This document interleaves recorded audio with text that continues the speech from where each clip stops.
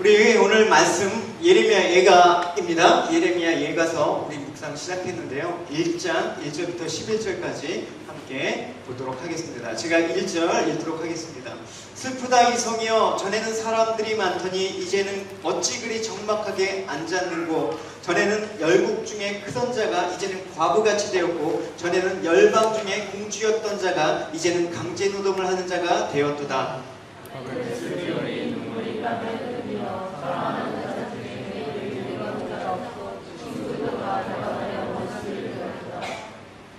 유다는 환난과 많은 고난 가운데 사로잡혀 갔도다. 그가 열국 가운데서 거주하면서 쉴 곳을 얻지 못하며 그를 핍박하는 모든 자들이 궁지에서 그를 뒤따라 잡았도다.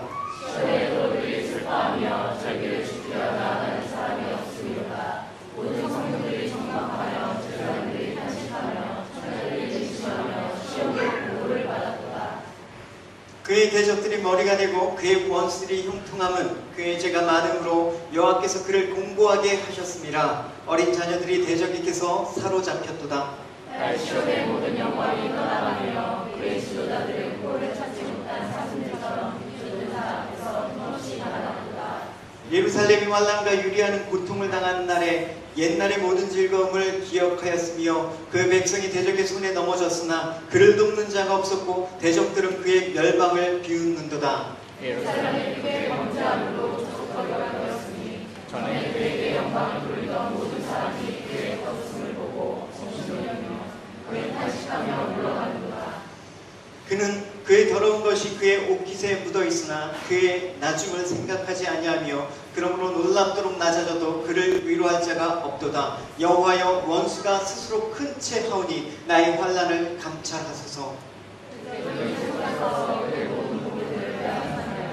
주께서 이미 이방인들을 막아 주의 성에 들어오지 못하도록 명령하신 그 성소에서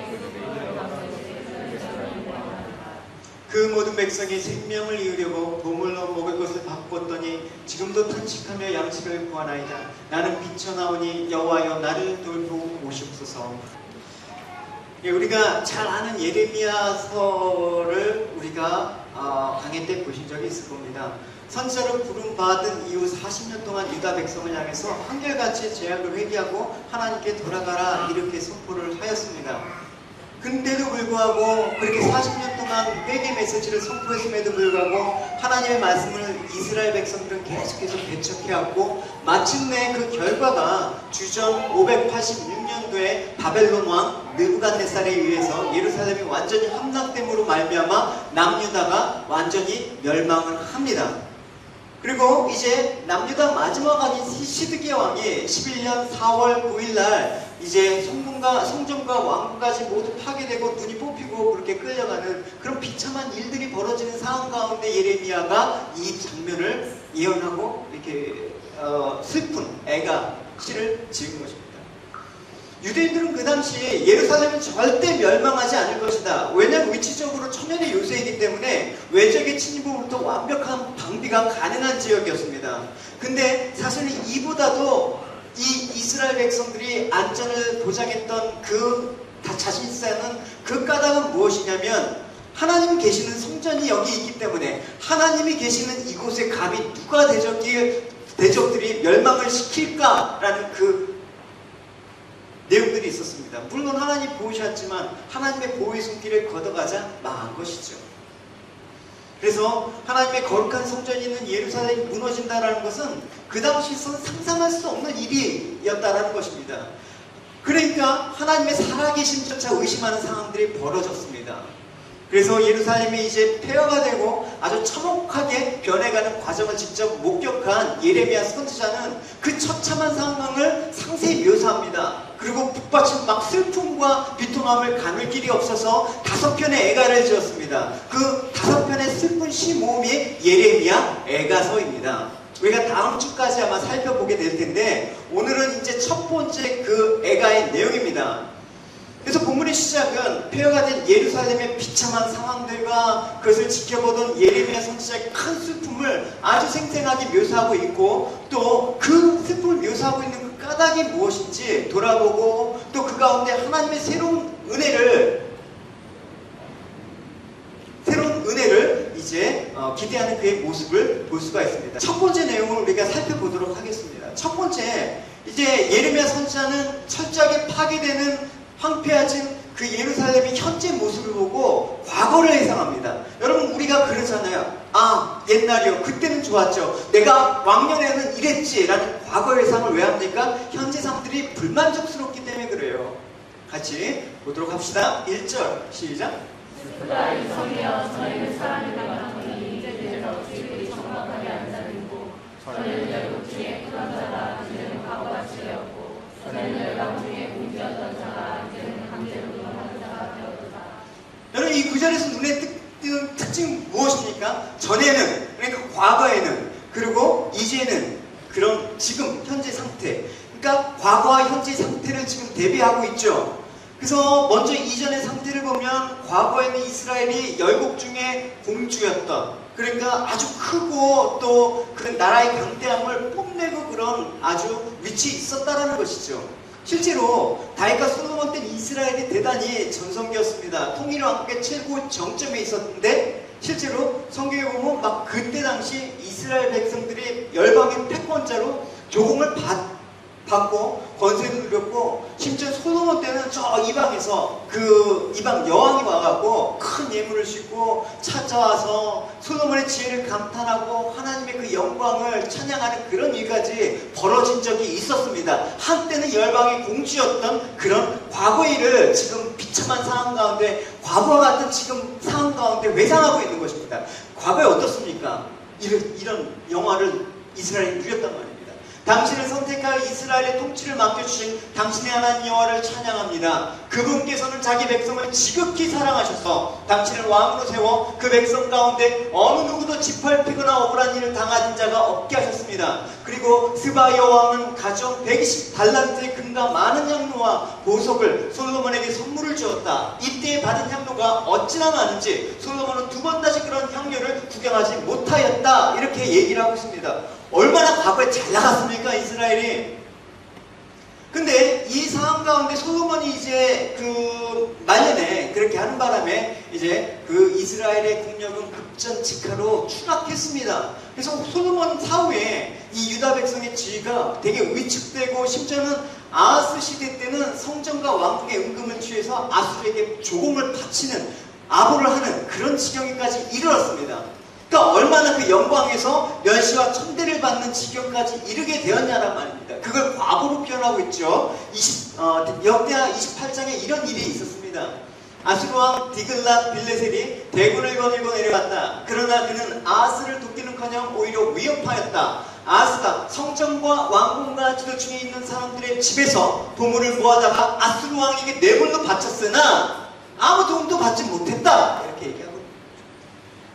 그러니까 마침내 이제 요시야 왕이 잠깐 개혁을 하다가 죽고 나서 여호아스부터 이제 시드기야 이렇게까지 그 왕이마저 이방 왕들에 의해서 좌우되는 그 주권을 잊고 이제 눈에 뽑힌 채 완전히 끌려가서 성전까지 무너지는 아주 비참한 파멸을 맞이했다는 것을 우리가 이스라엘 역사를 보면 알 수가 있습니다. 그렇다면 어째서 이렇게 유다 백성들의 운명은 철저히 뒤바뀌었겠습니까?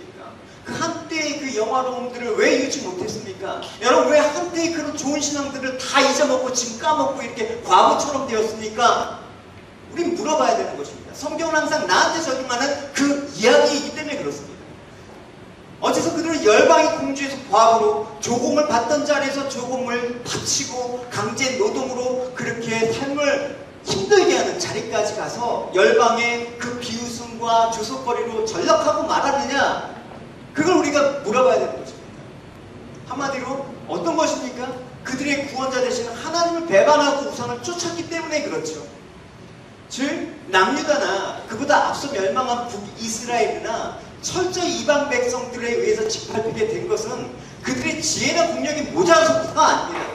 바로 하나님 앞에 올바로 서지 못했기 때문에 그런 것입니다. 우리의 삶들이 왜 힘듭니까? 돈이 없어서 힘듭니까? 아니면 이 세상 삶들이 고돼서 힘든 겁니까? 아닙니다. 하나님 앞에 우리가 서 있지 못한 상태부터 힘들다는 고백이 나오는 것입니다. 우리가 여기서 한 개인이나 국가를 막론하고 그 운명과 미래를 좌우하는 것은 무엇보다도 하나님과의 관계가 관계가 결정적인 요소라는 것을 우리는 늘 성경을 읽으면서 잊지 말아야 되는 것입니다. 그러니까 거꾸로 우리가 참 현실 상황이 아무리 암울하고 아무리 절망스럽더라고 하더라도 하나님과의 관계가 회복되면 다시 회복시킬 뿐만 아니라 더 큰 영광을 누리는 자리까지 나아갈 수 있음을 말해주는 것입니다.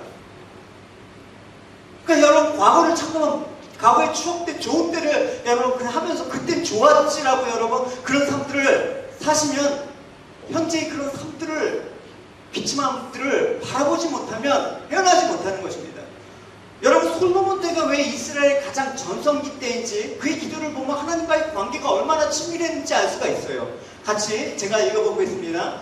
밤에 여호와께서 솔로몬에게 나타나사 그에게 이르시되 내가 이미 내 기도를 듣고 이곳을 택하여 내가 제사하는 성전을 삼았으니 혹 내가 하늘 닫고 비를 내리지 아니하거나 혹 메뚜기들에게 토산을 먹게 하거나 혹 전염병이 내 백성 가운데 유행하게 할 때 내 이름으로 일컫은 내 백성이 그들의 악한 길에서 떠나 스스로 낮추고 기도하여 내 얼굴을 찾으면 내가 하늘에서 듣고 그들의 죄를 사하고 그들의 땅을 고칠지라. 이제 이곳에서 하는 기도에 내가 눈을 들고 귀를 기울이리니 이는 내가 이미 이 성전을 택하고 거룩하게 하여 내 이름을 여기에 영원히 있게 하였습니다. 내 눈과 내 마음이 항상 여기에 있으리라.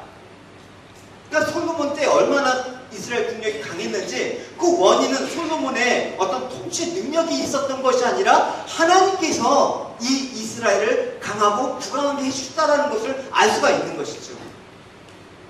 우리 삶의 지금 원인을 하나님께 두지 않으면 우리 삶들은 여러분 참 비참해지는 것입니다. 오늘 우리가 우리의 삶과 미래의 운명을 결정적으로 좌우되는 것은 여러분 태어난 사주팔자가 아닙니다. 여러분 결혼 직전에 여러분 사주팔자 보고 여러분 토종 비교하는 이런 망한 짓은 하면 안 되는 것입니다. 하늘의 별자리, 주변의 어떤 환경, 좋은 배경, 오직 천지 만물을 다스리시는 하나님과의 관계에 있음을 명심하기 바랍니다. 할렐루야. 그러니까 진리를 떠나서 죄에 거하는 순간 인생은 비극적 종말로 치닫기 시작하는 것입니다. 예레미야 선지자가 과거에는 열방의 공주처럼 화려하고 번성했던 그 모습을 생각하면서 지금은 이렇게 과거와 같은 처지로 전락했던 그 비참한 그 이스라엘의 모습 보고 아주 비참함과 눈물을 그칠 수가 없습니다. 예레미야 선지자를 왜 눈물의 선지자로 불렀겠습니까? 슬퍼서요. 안타까운 일은 또 무엇입니까? 2절을 읽어보시겠습니다.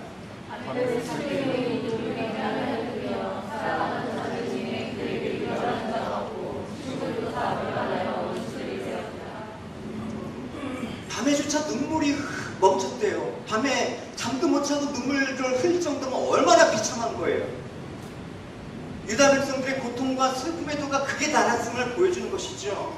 보통 이 정도만 되면 주변에 가까운 사람들이 위로해주지 않습니까? 찾아와서 따뜻한 말을 건네고 손수건을 건네줄 법도 하지만 유다 백성들에게 그런 일조차도 없었다고 얘기를 해요. 사랑하는 자 중에 그에게 위로하는 자가 없고 친구들도 다 배신하고 원수가 되었다라는 얘기입니다. 비참한 것이죠. 그러니까 유다의 고통 중에 이 위로할 자가 없는 이 처절한 신세를 예레미야는 목격하고 얘기를 하고 있는 것입니다. 여기서 배반하다라는 이 바가드라는 히브리어는 어떤 인간관계사에서 약속을 위반하는 행위를 말하는 것입니다. 그러니까 아주 불성실한 인간관계를 뜻하는 단어입니다. 이때 성경에 어느 때 많이 쓰냐면 결혼관계에서 그 불성실한 관계에 성실하지 못한 남편, 성실하지 못한 아내를 지칭해서 이 바가드라는 말을 쓰거든요. 그러니까 이 주변에 이런 나라들이 이들에게 도움을 주고 위로를 줄 것이라고 믿고 신뢰하는 자들로부터 이렇게 충격적인 배신과 배반을 당했음을 의미하는 것입니다. 보십시오 여러분, 사랑하는 자, 또 친구 등으로 표현하고 있습니까? 이 남유다 왕국이 그동안 동맹을 맺으면서 그렇게 애지중지했던 그 외교관계를 통해서 그렇게 나라를 부강하게 하겠다라는 그 허무함들을 여러분 보십시오. 여러분. 에돔, 모압, 암몬, 시돈, 두론 이 주변 국가들을 지칭하는데 평소에는 우위를 자랑합니다. 야 우리 신나게 지나자, 야 우리가 남이가 이러다가 이제 유다가 바벨론 침공을 딱 당하자니까 너 우리와는 상관없는 자로 전락해버리는 것입니다. 아니 더 나아가서 원수처럼 되어 있습니다. 심지어 보면 에돔 있지 않습니까? 에돔이 어느 나라예요? 야곱의 형 에서의 후예들이 계속해서 형성한 나라 아닙니까? 그 에돔, 어떻게 보면 이스라엘 그 유다와 형제 국가입니다. 근데 이 유다가 침공을 당하니까 막 환호를 보내면서 바벨론 군대와 합류하고 유다를 파괴하고 약탈하기까지 했던 그런 모습을 볼 수가 있어요. 오바드서가 보면 이제 그 에돔의 심판을 언급한 그 예언서거든요. 여러분 다룬 적이 있을 것입니다. 복수가 안 해서 까먹었겠지만. 오바드서 1장에 보면 이런 내용이에요. 내가 서서 구경하는 날 이방군인들이 지금 에돔을 심판하고 있는 거예요. 에돔이 이랬다라는 거예요. 이방군인들이 야곱의 군인들을 포로로 잡아 끌고 가던 날 이방인들이 예루살렘의 성문으로 들어가 제비를 뽑아 도성을 나누고 가지던 그날에 너도 그 원수들 중에 한 사람과 똑같아. 내 형제가 환난을 당하는 날에 내가 고소해야 하는 마음을 품고 내려다보지 말았어야 했다.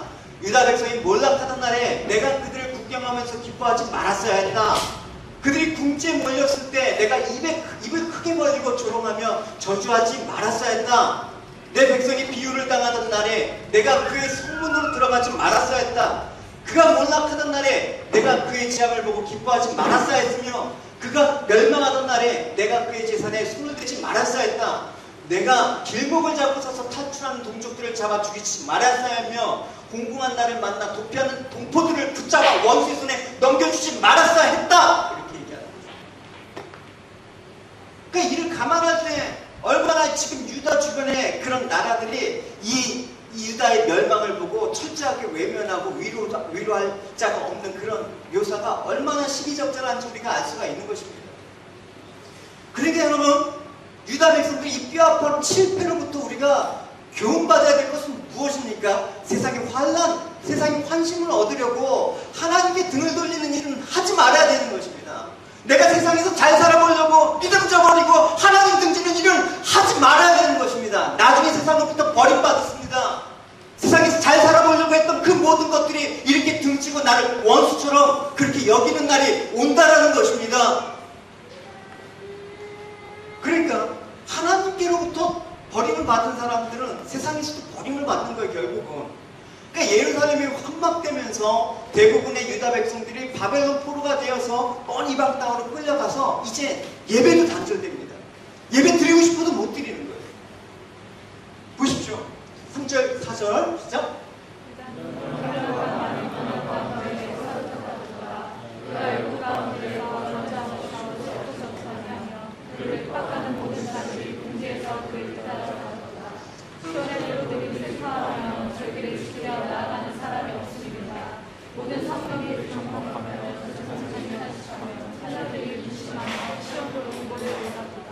여러분 그 예배 드릴 때 우리 좀 자세 좀 가다듬으셨으면 좋겠어요. 그렇죠? 그냥 단순히 그냥 교양 세미나 강의를 듣는 거라면 상관없는데 여러분 이렇게 막 하는 모습 보니까 별로 보기가 사실 안 좋아요. 두 다리 딱 모으시고 허리를 딱 모으시고 그렇죠? 예배 드리는 자세를 여러분 잘 가다듬으셨으면 좋겠습니다. 오늘 본문의 말씀처럼 고향에 쫓겨난 자들이 이방 땅에서 말할 수 없는 천대한 멸시, 때론 생명의 위협까지 받으면서 눈물과 탄식 속으로 살아야 됐던 이 모습을 보십시오. 이들이 이제 멸망당한 다음에 포로에서 생활했던 그 모습을 보면 그 다니엘서와 그 에스더서를 우리가 보지 않았습니까? 얼마나 비참했는지 우리가 알 수가 있습니다. 그러니까 여러분, 하나님의 택하심을 받아 하늘의 백성으로 거듭난 우리 성도들이 하나님의 품에서 떠나는 이 땅 어디에도 안식과 평안은 없다라는 것입니다. 하나님 떠나서 잘 살 수 없다라는 것입니다. 하나님 떠나서 안식과 평안을 절대 얻을 수가 없는 것입니다. 이것을 알아야지만 하나님의 그 긍휼하심을 구합니다. 여러분, 하나님의 저주 아래에 있는 인간은 두려움 속에서 살 수밖에 없다라는 거 아시죠? 실존주의자들이 인간의 마음과 이 인간의 그런 그 존재는 불안의 문제를 안고 산다라는 것입니다. 실존주의자들이 이 불안에 대한 주제를 깊이 다뤘거든요. 근데 여러분, 인간의 불안은 어떤 심리학적인 문제가 아니라 되게 영적이고 대단히 하나님과의 그런 관계에서 살펴봐야 되는 것입니다.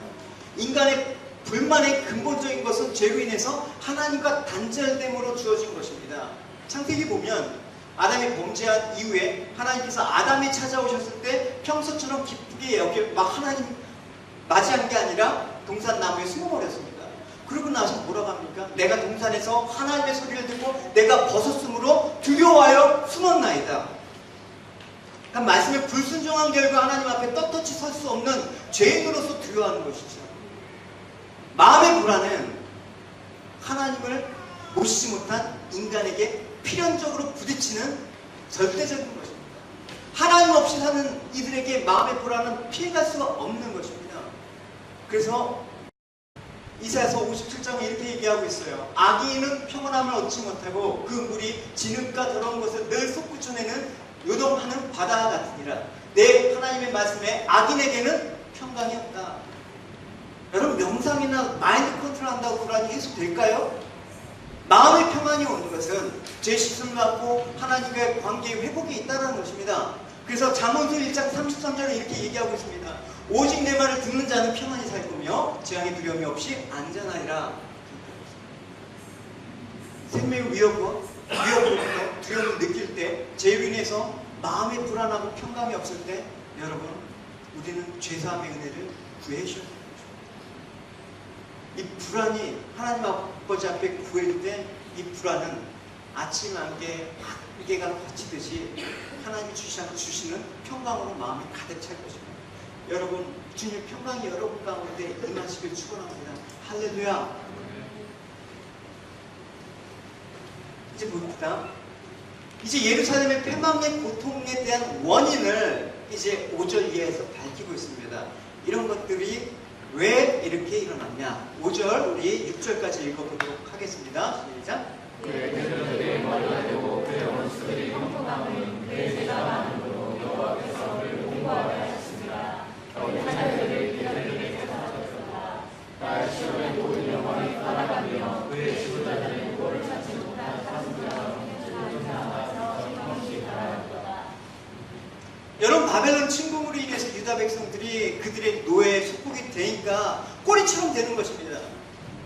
그리고 바벨론은 정복자, 패권자가 되어서 머리에 위치에 오르게 됐다는 것입니다. 이게 우연이냐? 단지 국제 정치학적 역학관계에서 이스라엘이 망한 것이냐? 이게 아니라는 것입니다. 궁극적으로 이렇게 된 것은, 바벨론이 머리가 되고 너희가 꼬리가 된 것은 유다 백성들의 죄로 인한 하나님의 심판의 결과라는 것을 얘기해주고 있는 것입니다.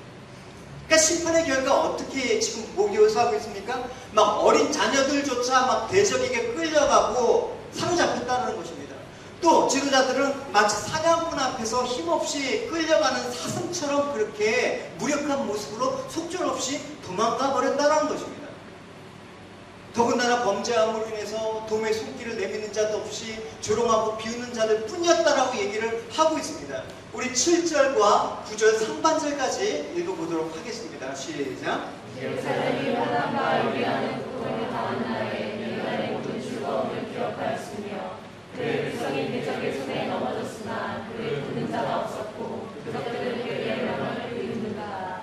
예루살렘이 크게 범죄함으로 조속거리가 되었으니 전에 그에게 영광을 돌리던 모든 사람이 그의 것을 보고 억심정이며 그는 탄식하며 물러가는가. 그의 어려운 것이 그의 옷깃에 묻어있으나 그의 나중을 생각하지 아니하며 그러므로 놀랍도록 낮아져도 그를 위로할 자가 없다. 하나님이 갑자기 이 얘기를 하셨을까요? 모세 때부터 이야기를 반복적으로 얘기하셨습니다. 그래서 모세 때 이런 얘기를 하셨죠. 여러분이 결국 여러분의 하나님 여호와의 말씀을 듣지 않고 주께서 여러분에게 명하신 계명과 규정을 지키지 않으면 이 모든 저주가 여러분들에게 내리고 여러분에게 따라다니며 달라붙어서 마침내 여러분들을 전멸시킬 것입니다. 여호와께서 여러분에게 원수를 보내와 그들을 섬기도록 하실 것입니다. 그러면 여러분이 굶주림과 목마름을 당하며 입을 옷도 없고 어느 것 하나 충분할 것이 없을 것입니다. 그런데도 여호와께서는 여러분에게 새 멍에를 씌워주어 마침내 전멸하게 하실 것입니다. 그러니까 성경은 한치의 오차도 없이 말씀은 성취된다는 것입니다. 말씀하신 거는 반드시 하나님께서 성취하신다. 무섭고도 기쁜 것입니다. 내가 하나님 말씀대로 살 때 하나님 말씀이 성취는 나한테 복으로 오지만 하나님 말씀대로 살지 않았어요. 하나님 말씀 나한테 이렇게 무서운 징계로 온다는 사실을 여러분 기억을 하셔야 되는 거죠. 그러니까 여러분 이 모든 것들을 보면 만물을 주권적으로 다스리시는 하나님의 그 공평하신 하나님의 공의 역사를 우리가 알 수가 있는 것입니다. 여러분 보십시오. 팔은 안으로 굽는다고 했는데 이스라엘 백성이 이렇게 패망할 때 여러분 당신의 백성이라고 하나님께서 그냥 죄를 모른 척한 적이 있었습니까? 아 그렇게 할 수도 있겠지 하고 그냥 봐주셨습니까? 아닙니다. 그들이 부당한 특혜를 주신 적이 없습니다. 죄에 대해서 공평하게 하나님이 택한 백성이라고 할지라도 다루신 부분을 우리가 성경에서 확인할 수가 있는 것입니다. 그러니까 하나님의 백성이라도 하나님의 법을 어기고 죄악된 길을 갈 때 가차없이 엄중하게 심판하시는 하나님의 공의를 보게 되는 것입니다. 오늘날 이 시대를 살아가는 성도들에게 있어서 아니라는 것은 무엇입니까? 하나님의 성도들 가운데 많은 사람들이 소위 은혜라는 것을 잘못 이해하고 있다는 것입니다. 여러분 그 옛날 이스라엘 백성들이 우상을 섬기며 죄악된 길을 가고 있음에도 불구하고 하나님께서 어떻게 여러분 이스라엘의 그 종교 지도자들은 어떻게 얘기하고 있습니까? 이렇게 거짓말을 했어요. 내 백성은 지금 고칠 수 없는 온갖 중병에 시달리고 있는데도 불구하고 그 지도자라는 것들이 그것을 마치 가벼운 찰가상에 불과한 듯이 좋은 소리만을 남발하고 있다. 만사가 잘 돼 있다. 너희들에게 복을 줄 거다. 부자가 되게 할 거야. 너희 자녀들 좋은 대학에, 좋은 직장에, 좋은 배우자 만나서 떵떵거리면서 머리가 저 꼬리가 되지 않고 다 살 거야. 그런 거 남발하면서 만사가 잘 되고 어느 하나 걱정할 것이 없습니다 하고 그들 모두가 떠들고 있지만 잘 되는 것 하나 없다. 다 걱정스럽다. 이렇게 이르미야가 한탄했습니다. 여러분 오늘날 성도 가운데 십자가 은혜만을 내세우며 진리에 떠나 살면서도 두려워할 줄 모르는 이가 너무나 많다라는 것입니다. 성경은 분명히 얘기하고 있습니다. 하나님은 의와 공평, 하나님의 보좌가 그 기초라는 것입니다. 하나님 공평하지 않으시면 이 세상을 다스릴 수가 없는 거예요. 우리를 구원하실 수가 없는 거예요. 그러니까 하나님은 우리를 언제나 공평과 공의와 정의로 판단하신다는 것입니다. 시편 98편 9절을 읽어보면 같이 읽어봅시다. 시작.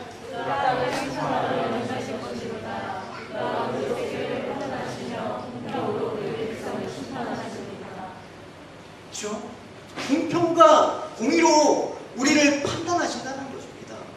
안일하게 여러분 신앙생활을 하면 안 되는 것입니다. 이런 예를 여러분 봅시다. 예를 들어서 느부갓네살 왕은 이방의 왕이라고 할지라도 자기의 교만을 깨닫고 회개하니까 그 영광을 하나님께서 회복시켜 주셨습니다. 근데 므낫세 왕같이 다윗의 후손일지라도 죄악을 거듭할 때 용서해 주지 않으셨습니다. 반드시 그 죄악에 대한 징벌을 하나님께서 가하셨습니다. 그러니까 우리가 이 모든 일을 우리에게 왜 이 말을 하시냐면 신약의 모든 성도들에게 경계를 위해서 기록하였다라고 얘기하고 있습니다. 하나님 백성이라도 하나님의 공의로우심 속에서 다스려지고 있다는 것을 교훈하기 위해서 역사를 이 거울을 통해서 우리의 모습을 비춰보게 하셨다는 것입니다. 고린도전서 10장 6절에 이러한 일은 우리의 본보기가 돼요. 우리로 하여금 그들이 악을 즐겨함같이 즐겨하는 자가 되지 않게 하렵니다. 성경에서 악한 자들의 모습 보고 저는 나쁜 놈 하지 말고 내가 저 악한 자들과 같은 자가 되지 않도록 몸부림쳐야 되는 거죠. 그러니까 22절을 그러니까 사도 바울이 로마서에도 경고를 하고 있습니다. 그러니까 신약 성도들도 너희가 하나님의 백성이라고 할지라도 자만하고 죄악된 길을 가고자 한다 그러면 접붙임 받은 그 나무가 원 가지에서 찢겨져 나갈 수가 있다라는 것입니다. 로마서에서 이 비유를 하고 있습니다. 하나님이 원가지들도 아끼지 아니하셨는데 너도 아끼지 아니하시리라. 그러므로 하나님의 인자하심과 준엄하심을 보라. 넘어지는 자들에게 준엄하심이 있으니 너희가 만약 하나님의 인자하심에 머물러 있으면 그 인자가 너에게 있으리라. 그렇지 않으면 너도 찍힌바 되리라. 이렇게 얘기하고 있습니다. 그러니까 여러분 22절을 보십시오. 하나님의 인자하심이 나오고 준엄하심이 같이 나오는 것입니다. 그러니까 사랑과 공의를 말하는 것입니다. 이게 하나님의 바로 두 얼굴입니다. 그러니까 유감스럽게 오늘 많은 교회 성도들은 이런 하나님의 공의 속성을 배제하고 하나님의 사랑만을 말하려고 하니까 이 신앙이 이상해지는 것이죠. 잘못된 생각. 하나님의 거룩과 공의를 모르고 죄가 무엇인지 결코 알 수가 없다는 것입니다. 하나님의 사랑만 우리가 본다고 한다면. 그러니까 죄로 인해서 고통당해보지 않는 이들에게 복음은 결코 복된 소식이 될 수가 없습니다. 하나님의 공의에서 우리의 죄악들에 대해서 하나님의 징계가 임할 때 하나님의 구원을 찾는 것입니다. 하나님의 사랑을 찾게 되는 것입니다. 하나님께서 예레미야 선지자를 부를 때 이렇게 말씀하셨습니다. 같이 읽어봅시다. 시작. 내가 오늘 너를 일어나다가 너를 위해서 내가 너를 보고 하게 하며 하나라고 넘어뜨리며 본 사람을 죽게 하였느니라 하시니라. 뭐랍니까? 여러분 집 제가 건축 잘 모르지만 보통 집이 낡고 오래되면 차라리 부수면서 새로 짓는 게 더 좋잖아요. 리모델링조차 어려운 거. 그러니까 이스라엘 지금 이 상태란 말입니다. 그러니까 건설되고 심기 위해서는 어떻게 먼저 뽑히고 파괴되고 파멸되고 넘어지는 일이 있어야 된다는 것입니다. 도저히 이 죄악을 씻어낼 방법이 없습니다. 근데 이렇다고 해서 뭐 하나님께서 마치 군대 내무감사 때 받아보셨습니까? 먼지 하나 있는지 없는지 이렇게 신경질적으로 검사하는 그 당직 사관 같은 분을 생각하면 대단한 오해입니다. 부동산 매니저가 인스펙션 할 때 창들이 먼지처럼 이렇게 깐깐하게 본다 그러면 오해입니다. 성경은 하나님 공의로우신데 하나님 백성에게 또한 하나없는 인자하신 분임을 동시에 얘기하고 있습니다. 인자함이라는 건 무엇입니까? 인자함이라는 건 무엇입니까? 하나님의 동정과 사랑이 가득한 연민의 마음이에요. 그러니까 이 하나님의 인자하심은 어떤 겁니까? 아비가 자식을 불쌍히 여긴과 같이 하나님 자신을 경외하는 자를 불쌍히 여기는 분이라는 것입니다. 하나님 용서하기를 기뻐하십니다. 할렐루야. 하나님 은혜로우시며 자비와 긍휼이 풍부하시며 노하기를 더디하시며 우리를 긍휼히 여기시는 분이십니다. 할렐루야. 그러니까 여러분 구약부터 신약까지 하나님의 인자하심을 설명한 구절을 찾는다 그러면 한두 끝도 없을 것입니다. 한 구절만 보겠습니다. 주께서 가르쳐 주셔도 그들이 거절하고 듣지 않으며 그들을 도와주실 때 행하신 온갖 기적도 모두 잊어버렸습니다. 오직 애국에서 돌아가 다시 종살이할 생각만 하였습니다. 그런데도 주님은 용서해 주시는 하나님, 사랑과 긍휼이 많으신 하나님, 오래 참으시고 변함없인 사랑을 베풀어 주시는 하나님이십니다. 그러므로 주님은 그들을 버리지 아니하셨습니다. 이 하나님을 다윗은 하나님의 인자하심이 얼마나 좋은지 자신의 생명보다도 귀하다고 고백한 거예요. 주의 인자하심이 생명보다 나음으로 내 입술이 주를 찬양할 것이니라. 이러므로 나의 평생이 주를 송축하며 주의 이름을 말미암아 손을 들리라. 그럼 여러분 보십시오. 제가 아까 공의를 말했고 지금 하나님의 사랑을 말했습니다. 이게 모순되지 않습니까? 어떻게 이게 공존할 수가 있습니까? 하나님이니까 가능한 것입니다. 그러니까 하나님의 의로움은 어떤 의로움이냐? 사랑의 의로움이다. 하나님의 사랑은 의로운 사랑이다라는 거죠. 사랑이 없는 의로움은 포악한 거예요. 의로움 없는 사랑은 나약한 감상인 것입니다. 하나님은 이 두 가지를 다 갖고 계십니다. 이 두 가지 속성을 어디서 완전히 드러내셨습니까? 예수 그리스도의 십자가에서 완전히 드러내신 것입니다. 십자가에서 하나님의 의로우심은 죄에 대한 철저하게 진노로 나타나셨습니다. 그리고 하나님의 사랑은 하나님 스스로 죄인을 위해서 희생제물이 되어주신 그 사랑으로 나타나셨다는 것입니다. 예수 그리스도의 십자가만이 우리의 구원의 능력이십니다. 할렐루야! 할렐루야! 하나님의 사랑과 의와 공의의 사랑, 이것이 우리를 구원케 하시는 것입니다. 하나님의 사랑만 갖고는 안 되는 것입니다. 하나님의 공의만 갖고는 안 되는 것입니다. 이 둘이 다 있어야지 십자가에서 이루신 하나님의 그 공의와 사랑을 만족시킨 구원의 은혜를 잊게 되는 것입니다. 십자가가 뭐 악세사리입니까? 늘 식상했던 그 십자가 뭐라고? 그게 아니에요. 우리는 언제나 하나님 앞에서 이런 하나님의 감사함에 대해서 정말 생각하고 겸손함으로 나가야 되는 것입니다. 그러니까 우리가 안 되지만 위로운 삶을 추구하되 용서할 줄 아는 하나님의 사랑을 배워야 되고, 또 사랑하지만 하나님의 또 의로움을 잃지 않는 그 하나님의 공의에 대해서도 우리가 익혀서 삶 가운데 실천해 나가야 되는 것입니다. 마지막으로 이 죄악된 심판 속에서 예레미야는 지금 어떤 모습이 있는가? 즉 이 심판의 이 세상 속에서 우리는 지금 어디에 서 있는가? 어떻게 살아야 되는가? 왜 예레미야에게 지금 유다의 파멸의 원인을 자꾸만 되새기고 싶습니까? 자꾸만 아픈다고 지금 막 너 때문에 네가 잘못해서 그렇지 이렇게 아픈다고를 끄집어내면 뭐가 좋다고요? 그러나 예레미야가 이렇게 원인을 되새기는 까닭은 절망적인 상황에서 비탄에 빠지지 않고 원인을 돌아봄으로써 그 원인을 제거해 주실 하나님의 새로운 은혜를 기대하기 때문에 그렇다는 것입니다. 그러니까 막막하게 해결책 없는 그 원인을 그냥 끄집어내는 게 아니라 하나님은 이름에도 불구하고 해결하실 수 있는 분이다라는 것을 해주고 싶었던 것입니다. 그래서 구원을 호소하는 마음으로 죄를 고백합니다. 그러니까 선지자는 하나님이 주신 고통을 수용합니다. 그리고 기도하기를 포기하지 않습니다. 왜? 주님께서 회복시켜 주실 그 언약, 그 약속이 있기 때문에.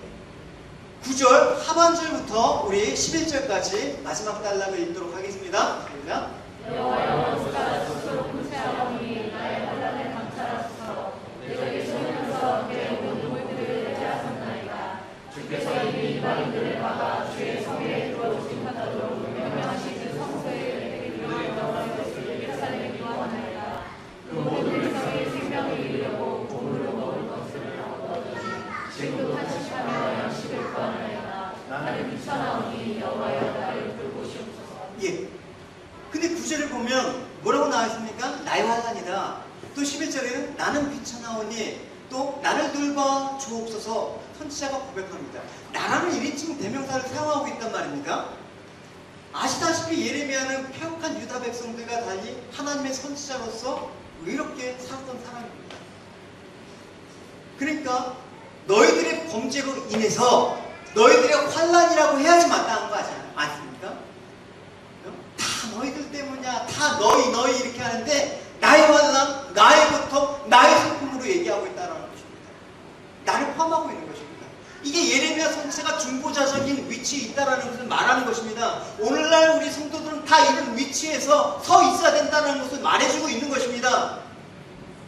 하나님의 부르심을 받았던 사람들은 한결같이 나와 무관하지 않는, 그들과 무관하지 않는 삶을 살았다는 거예요, 여러분. 내가 그렇게 중요합니까? 우리가 중요합니까? 모세를 보십시오. 모세를 보면 모세가 여호와께 다시 나아가 여짜오되 슬프도소이다. 이 백성이 자기들을 위하여 금신을 만들었사오니 큰 죄를 범하였나이다. 그러나 이제 그들의 죄를 사하여 주옵소서. 그렇지 아니하면 원컨대 주께서 기록하신 책에서 내 이름을 지워주십시오. 여러분, 우리가 흔히 욥의 위로자라는 그런 말들이 있거든요. 되게 실수하기 쉬운 일입니다. 욥기 보면 욥을 위로했던 세 친구들에 대한 얘기가 나오지 않습니까? 그들은 나름대로의 그런 성경적인 지식과 영적인 어떤 깨달음을 갖고 얘기를 했는데, 하나님 보시기에 그 영적 세계의 깊음도 모르고 인간의 연약함도 알지 못하고 그냥 무지한 언어로 욥에게 막 상처를 주는 거예요. 그냥 성경 구절 몇 군데 갖다 놓고 그냥 막 사붙여갖고 사람의 심령을 완전히 난도질해갖고 헤어나지 못하게 하는 거예요. 그런 일을 해서는 안 된다고 예레미야 선지자의 모습 보면서 말하고 싶어요. 우리가 안타까운 삶의 질고들이 있지 않습니까? 힘든 거 다 있지 않습니까, 여러분? 여기서 나만 힘들다고 한 사람이 누가 있겠어요? 다 힘들죠. 감당할 수 없는 고통 속에서 제약하신 동료 지체들에게 신랄한 말을 퍼부으면서 더 큰 아픔을 주는 게 욥의 위로자 같은 우리의 모습이라는 것입니다. 우리 인생 복잡합니다. 단순하진 않아요. 깊고 헤어날 수 없는 일들이 막 벌어지거든요. 격정과 경랑의 아주 그냥 장소입니다. 물론 여러분 이렇게 말하면 좋겠죠. 어려움이 있다고 하더라도, 슬프고 고통스러운 일이 있다고 하더라도 믿음으로 이기고 흔들림 없이 살아라. 얼마나 아름답습니까? 정말 성도다운 모습이라고 할 수가 있죠. 근데 우리 인생이 그렇게 단순하지만은 않다라는 것입니다. 성도이지만 동시에 한 연약한 인간으로 살아가고 있기 때문에 믿음을 가지고 흔들릴 수도 있고 절망할 수도 있다라는 것입니다. 그럴 때 주변의 지체들은 어려움을 당해 믿음이 흔들리고 있을 때 막 자책하거나 비난거리지 말고, 그럴수록 믿음이 연약한 지체들을 이해하는 마음으로 나의 문제로 인식하는 그 1차적인 태도가 중요한 것입니다. 그게 중보자적인 이 제사장적인 사명을 부름받은 오늘날 신약의 모습인 것입니다. 여러분, 주중에 여러분 지체들의 삶들을 한번 조금만 고민해 보시면 여러분 금방 이 마음이 어떤 건지 알 거예요. 여러분, 우리가 여기서 선지자의 마음 나아가서 이스라엘 백성을 향한 하나님의 마음을 읽을 수가 있습니다. 하나님의 눈은 궁극적으로 한 개인뿐만 아니라 당신 백성을 향한 그 전체를 바라보고 계시다는 사실을 여러분 잊으시면 안 되는 것입니다. 그러니까 하나님 나라는 개인으로 흩어지고 나눠지지 않습니다. 그리스도를 중심으로 긴밀하게 연결된 유기적인 공동체라는 것입니다. 그래서 이 땅에 교회가 필요한 것입니다. 우리가 교회로 부름을 받은 것입니다. 그것이 하나님 나라를 구해내가는 교회의 진정한 모습인 것입니다. 할렐루야. 로마서 12장은 이렇게 얘기하고 있습니다. 같이 읽어봅시다. 시작. 우리가 모여야 주체를 가졌으나 모든 주체가 같은 기능을 가진 것이 아니니 이와 같이 우리 많은 사람이 그리스도 안에서 한 몸이 되어 서로 주체가 되었느니라. 주님께서 우리에게 주기도문 가르치시지 않습니까? 하늘에 계신 우리 아버지, 우리에게 일용할 양식을 주세요. 우리 죄를 사하여 주세요. 우리를 시험에 들게 하지 마시옵고. 우리라는 단어를 왜 그렇게 강조를 했을까요? 그러니까 신앙은 더불어 함께함으로 가능한 것입니다. 더불어 우리라는 이 공동체 속에서 성장하고 같이 이 모든 인생의 질고를 하나님 의지하면서 나가는 것입니다.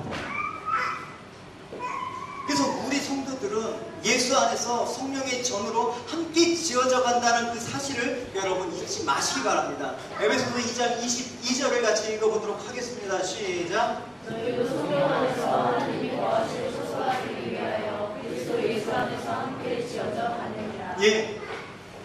여러분, 우리가 왜 교회의 일원으로 단단하게 결속돼야 됩니까? 어떤 이들은 종교적인, 어떤 이들은 심리적인 안정을 생각하고, 또 어떤 이들은 또 상업적인 목적을 생각해서 하는 이들도 있습니다. 물론 이것들 갖고 뭐 교회와 성도들에게 뭐 단단히 결속하는 데 따른 하나님의 축복의 뭐 일부라고 볼 수가 있죠. 이것도 축복이죠. 하지만 그게 주목적은 아니라는 것입니다. 사도 바울은 하나님이 거하실 처소가 되기 위하여라고 분명히 말씀하고 있지 않습니까? 그러기 위해서는 공동체인 교회가 가장 갖춰야 될 요소가 무엇입니까? 바로 거룩이라는 것입니다. 거룩은 교회의 생명입니다. 할렐루야. 이 거룩을 빼놓고는 여러분 안 되는 것입니다. 이제 다음 남성 캠프에는 이 거룩한 모습이 조금 더 있길 바랍니다. 할렐루야. 제가 일찍 들어가서 잠을 잤기 때문에 여러분들이 어떤 모습인지 제가 몰라요. 다음에는 끝까지 밤새서 같이 이야기를 할 거예요. 그러니까 와이프들은 한 번 더 보내주세요. 대답이 없으시네.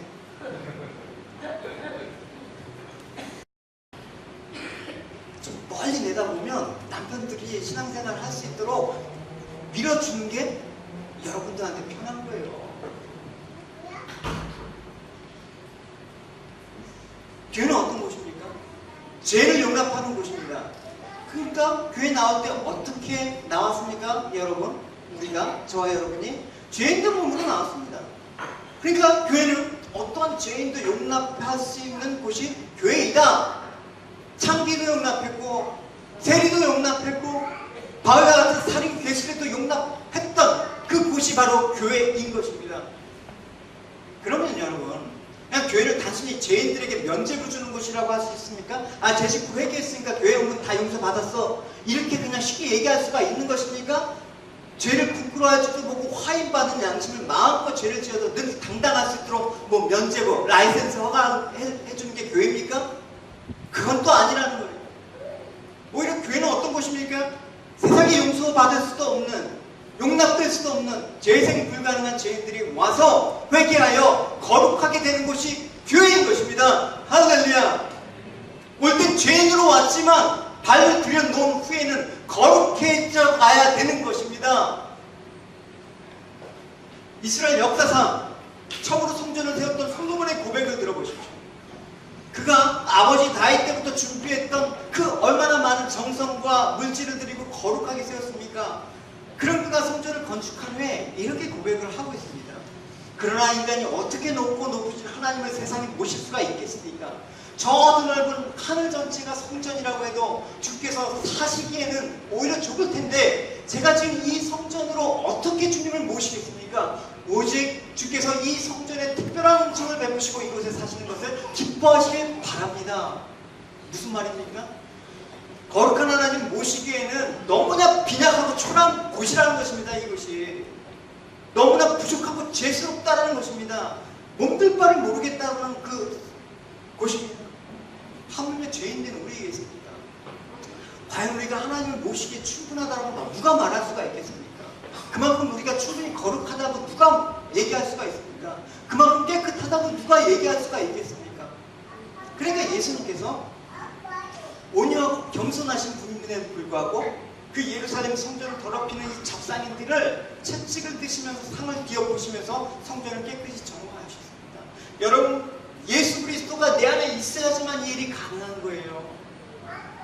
예수 그리스도가 내 삶들을 통치하고 주장할 때만 이 일이 가능한 거예요, 여러분. 예수님과 무관한 삶을 살았다가 이 자리에 나오셨다 그러면 이 시간 주님을 내 마음 가운데 초청해서 내 삶의 주인이시고 나를 깨끗이 해주십시오라는 그 간절한 고백 가운데 있어야 되는 것입니다. 무감각해지지 않습니까? 우리 너무나 지금 나 정도 살았으면 뭐 잘 산 거지 뭐 자부하십니다. 그러니까 우리가 본질적으로 신앙생활 가운데 나 하나만이란 말은 성립되지가 않습니다.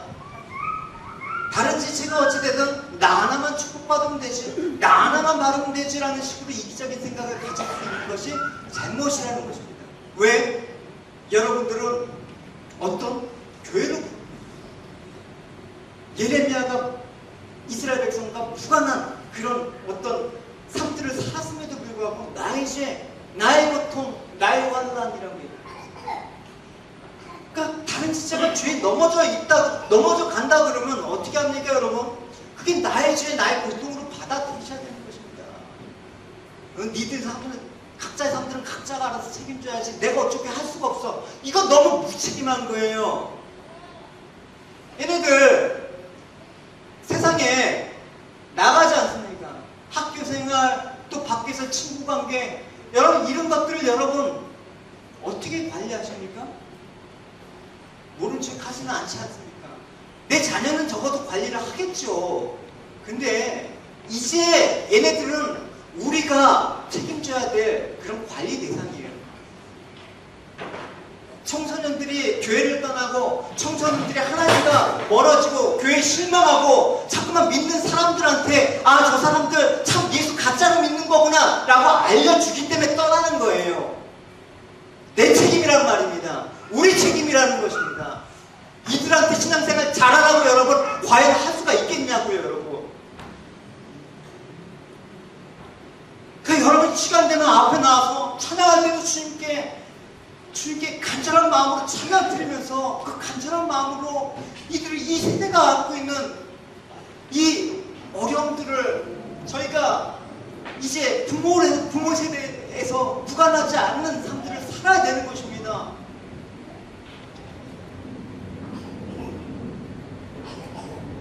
그래서 어쨌든 모른 척하면 안 돼요, 여러분. 내 신앙만 잘 된다고, 내 신앙만 괜찮다고 하는 그 아니라 그거 여러분 내려놓으셔야 되는 것입니다. 이 공동체 비참한 현실을 보면서 남의 일처럼 정지하면서 꼬리 펴달지 않는 그 신앙, 예레미야의 모습은 그랬다는 거예요. 깊이 마음 깊이 아파하고 회복을 위해서 탄식하며 기도하는 예레미야 모습이 여러분의 모습이 되기를 축원합니다. 할렐루야, 할렐루야. 제가 물어볼 겁니다. 누구를 위해서 어떻게 기도했나 물어볼 겁니다. 그래서 여러분 이제 교회도 옮겨지고 이제 교육과도 마련되면 여러분 지금 제가 여러분 뭐 각자 삶들을 잘 모르기 때문에 이제 여러분 기도의 자리가 늘 있으니까 여러분 기도하시고 주님께 찬송하시고 여러분 그렇게 나가시는 그런 여러분의 모습이 되었어요. 이제 마무리 짓겠습니다. 예레미야의 그 애절한 노래가 여러분 들리셔야 되는 것입니다. 막 슬픈 노래 들으는데 아무런 감각이 없어요. 피리를 불어도 아무런 느낌이 없어요. 곡을 하는데도 슬퍼하지 않고 이 맞을 때 예수님께서 맞으지 말의 모습이라고 얘기하고 있어요. 비참한 거, 절망한 거, 현실 가운데 느끼는 것이 우리들의 모습인 것입니다. 여러분 원래 하나님 백성 이렇게 살아서는 안 되는 것입니다. 하나님이 주신 축복의 삶의 면모는 온데간데 없고 지금 비탄과 슬픔, 절망 외에는 아무것도 남지 않았습니다. 여러분 교회를 위해서 여러분 어떤 고민을 하고 있습니까? 여러분 이 세대를 위해서 어떤 고민을 하고 있습니까? 내 자녀 어떻게 키울 생각만 하지 마시고 다른 자녀들도 돌봐보시고 그렇게 같이 이 건전한 공동체 속에서 성장할 수 있도록 여러분이 힘이 되어 주셔야 됩니다. 할렐루야! 할렐루야! 어쨌든 모든 것들은 한마디로 죄악된 결과로 하나님 사이가 갈려졌다고 얘기를 했죠. 그러니까 눈물의 선지자라고 얘기했던 예레미야는 한평생 고난 중에 살다가 이제는 백성의 파멸을 더 이상 헤어나올 수밖에 없는 처절하고 고통스러운 상황 속에서 울고 또 울어야 된다는 것입니다. 어떻게 10년이 지나도 내 문제, 내 삶, 내 문제 갖고 헤어나지 못하느냐고요, 여러분. 이제 좀 더 성숙한 자리에 여러분 나가시고 하나님 나라를 하나님 원하시는 그 중보다적 성도의 삶들이 무엇인지 알고 여러분 더 이상 여러분 머물러 있지 말고 소망을 노래하고 희망을 얻게 하고 하나님 회복을 선포하는 여러분이 되시기를 축원합니다. 할렐루야.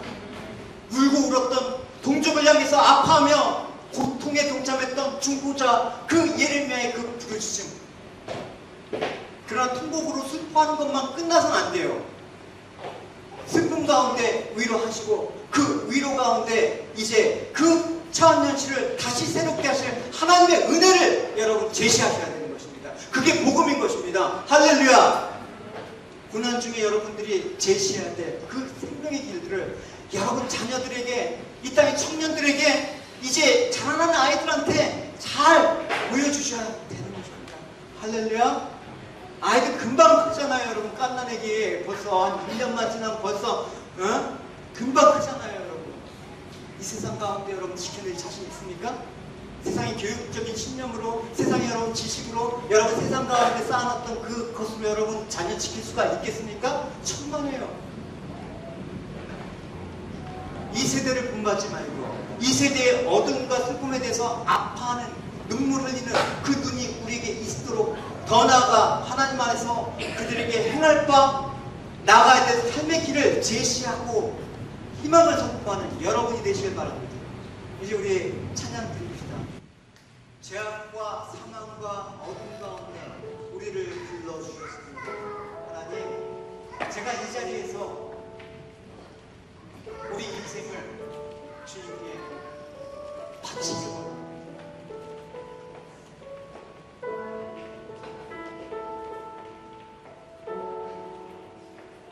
여러분, 이들이 보이십니까? 이들이 보이십니까? 이들이 이 시대에 절망하고 고통스러운 모습이 여러분 느껴지십니까?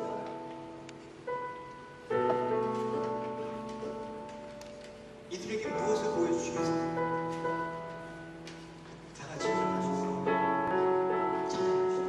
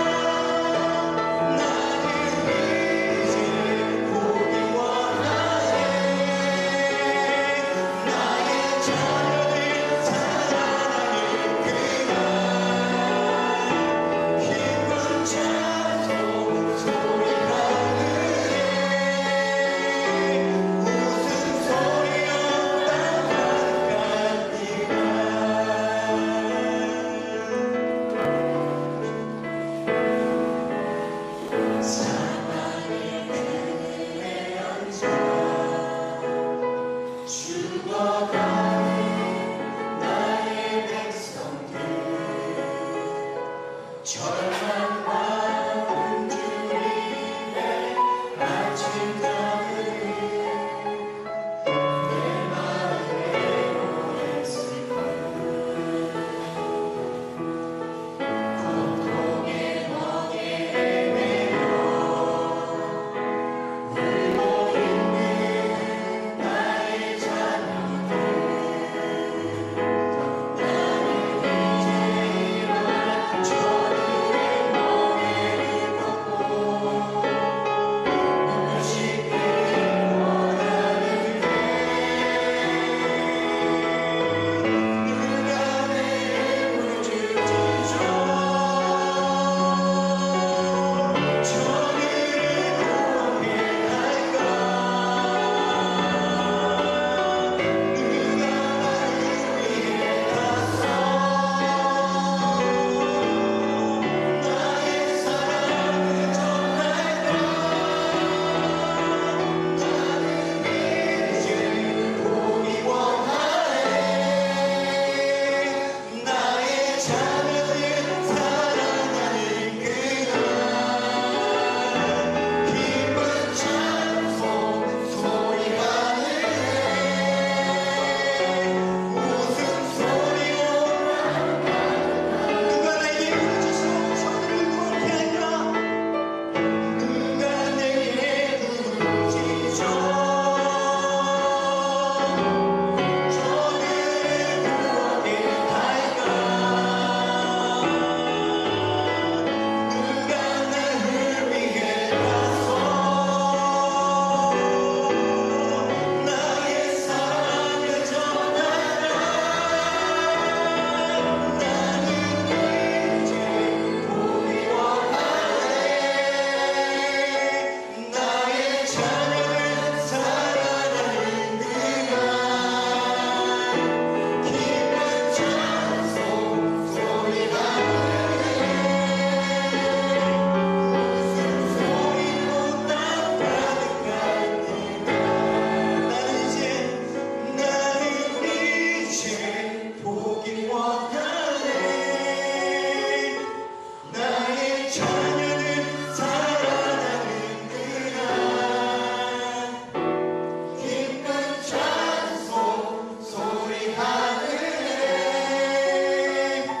웃음소리로 땅 가득한 그날 하나님 유다의 패망과 그로 인해 현실의 애절한 탄식 속에서 이들의 모습 속에서 오늘날 하나님 없는 그 소망 하나님 없는 그 삶 가운데 폐허가 된 하나님 사람들이 하나님 우리 주변에 너무나도 많습니다.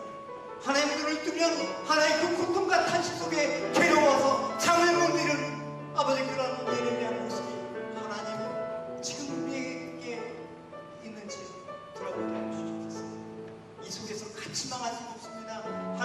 하나님의 어떠하심을 알고 믿고 나아가 하나님의 자비하신 것과 위로하심을 붙잡고 살아갈 수 있는 저희들 될 수 있도록 하여 주시고 하나님 저희들의 삶뿐만 아니라 하나님이 이제 열방을 향해서 그들의 백성 가운데 누가 내게 부르시서 나의 구원을 전할까라는 그 안타까운 심령이 우리 가운데 있기를 바랍니다. 하나님 이 세대에 하나님 죄악된 세상 가운데 점점 우리를 지켜내기 힘드는 이 죄악의 파도 속에서 하나님 주의 자녀들 하나님 이 청년들 하나님 이 학생들 하나님을 지켜주시고 하나님 아버지 우리가 이들을 하나님 위해서 계속해서 기도하며 하나님 아버지 이들을 위해서 애통하며 이들을 위해서 우리의 삶들을 아버지 헌신하는 저희들 부모 될 수 있도록 주님 인도하여 주시옵소서. 하나님 너무나 무책임하게 이들을 학교는 그냥 떠맡기고 하나님 학원에 떠맡기고 하나님 교회 그냥 학생부 주일학교만 떠맡기면서 이들의 신앙을 관심도 없고 이들이 하나님과 어떤 관계에 있는지도 하나님 무관한 이 부모로서의 하나님 잘못들을 하는 우리가 먼저 회개합니다. 내 자녀만 소중하게 여길 줄 알았지 남의 자녀는 하나님 관심 있지 않는 이 무관심한 이 청년들이 교회를 떠나가고 이 청년들이 하나님을 알지 못하고 교회에 대해 적을 두고 교회에 대해서 신앙하는 이 잘못을 우리가 어떻게 하나님께서 연자백도를 목에다 이 바다에 놓으신다 그러면 우리는 어떻게 하냐? 주님 제발 저희들 정신 차려 시대에 망쳐가는 이 세계 속에서 하나님 예레미야 같이 소망을 하나님 이들에게 전할 수 있는 아버지 복음을 하나님 증거하는 그런 삶을 살아가는 저희들 될 수 있도록 주님 인도하여 주시옵소서. 하나님의 공의로운 신속히 망해져가는 세상 현실 그 너머에 하나님 백성을 하나님 공의를 여기시는 주님을 바라보게 하여 주시옵소서. 십자가로 이루신 하나님의 사랑과 하나님의 공의로우신